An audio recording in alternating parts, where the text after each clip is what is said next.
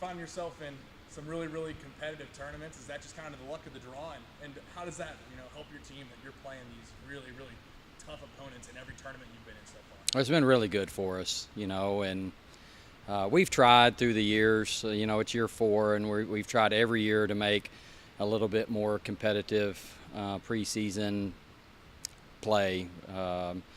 With our tournament turned out, I think, a little bit more competitive than we thought it would be, but it was top to bottom. So, whether we were wondering, hey, are we playing at a good level? And then you watch other matches and you're like, hey, all these teams are playing at a good level. So it was a good first weekend, and then to bounce back in the second weekend and know that all the teams practically were even. So whoever brought it and made the plays late in sets was the team that won. And you can look at every single one of those matches, and it could have gone either way. So, and that's what we need. It's going to prepare us. We've got 2 more weeks till SEC play starts, and we talked about that yesterday as a team. That, look, the preseason's about getting as prepared as possible for conference play, and we have another competitive tournament coming up this week, and then finish with 3 matches on the road next week. That'll help us. Every single one of these matches will help us get ready for SEC play. I don't think we harped on it enough, but this team was young. I mean, you think year 4 and you got a lot of young players, and they're still. But it's got to be great for you to see at least who's growing into roles, who you can rely on as contributors throughout the season. Right. A lot of players have played so far, and we've been able to evaluate quite a bit. There's still a lot that will play from here on out. We have a very balanced team. We have a lot of players that can contribute different things to help the team, so sometimes it'll just come down to matchups or scheme. But yeah, I mean, 5 new players in the mix in the rotation, and I think they've accounted well for themselves so far, and we're growing and just getting better every day.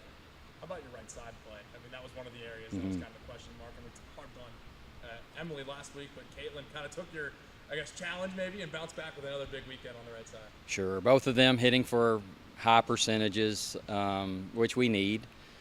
Taking care of the ball, a good number of kills, low error, got some kills and some big moments for us. So yes, Caitlin, we love her on our team. We're thankful that she transferred. I think she adds definitely an element, not only on the right side, but gives us some good depth on the left side if we need to make that change.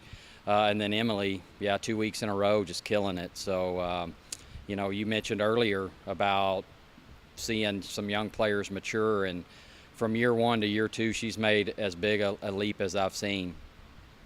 So on the middle, we talked about that a lot. After the first weekend, you went back kind of rotating more faces in.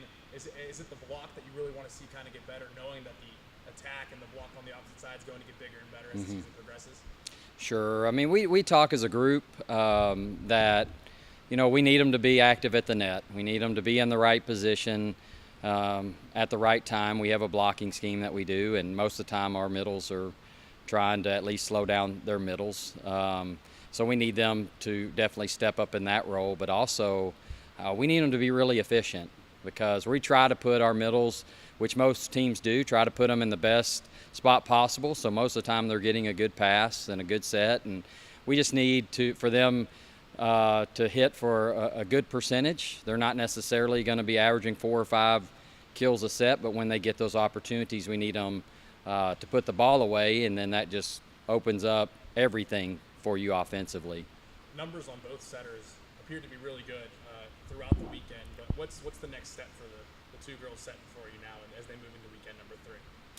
Consistency, and again, there's some things that we see as coaches that the casual fan doesn't see. Making the right decision at the right time, setting the person who's hot at the moment, and especially late in sets, getting the ball to the right people, and a lot of they're making more good decisions than bad, but I would say that would be the biggest thing. And trying one thing that's really tough is in a 6-2 is when you have 2 setters that have 2 really totally different styles, and trying to get them to mirror the sets for the hitters so that there's a little bit more of a consistency there. But and really, I'll say this. I mean, Lauren's numbers look better on paper, but her servers have been more consistent as well, and I would say that she's been given a few more opportunities than Jordan. And then serving's a huge thing for us from here on out too. I don't know that we're gonna be leading the league in aces, but we sure don't want to be leading the league in errors. You know, we're down, I think, at the bottom in aces. I don't think we're serving easy balls, but we're just giving up too many points in the serve and pass game. Something that we can definitely improve on. So you come back home, you didn't win your first home tournament, you didn't win the second tournament. I know you want to get better for SEC play, but is there a little bit of you and a little bit of the team that say, all right, we got to take this one here at home? Well, we feel that urgency anytime we step on the floor, and there's not going to be a match this year, whether it's somebody who's picked to win the conference or somebody who's picked behind us in the conference. I mean, we want to win every time out. You know, we could have easily gone 0-3 last weekend. We could have easily gone 2-1. We could have easily won our tournament, you know. And so those are things that we just have to learn from. Of course, we want to win it. I think 3 losses in the preseason is the most we've had since I've been here. But our schedule's been tougher, and so we'd rather at this point push our team, see where we're at, and we're okay with when we compete well and lose. We're not okay with losing, but we're okay when we compete well and lose, because it'll just make us better. So this final tournament at home this year, Northwestern State, Austin Peay, Mercer, what are your expectations for the team and for the competition this weekend? Again, I think it's going to be 3 competitive matches, 3 teams that are coming in here. We've got the SEC logo on along with the Ole Miss, and so we always have a big target on our back. Austin Peay defeated Missouri earlier this year, and Missouri's picked to compete, you know, at the top of our conference. So we know that they're coming in, and we're going to have a very good squad, and it's going to be for us. I mean, that's great. We want teams to come in and that we can compete with, that could possibly be a good RPI win for us. You know, it won't be easy.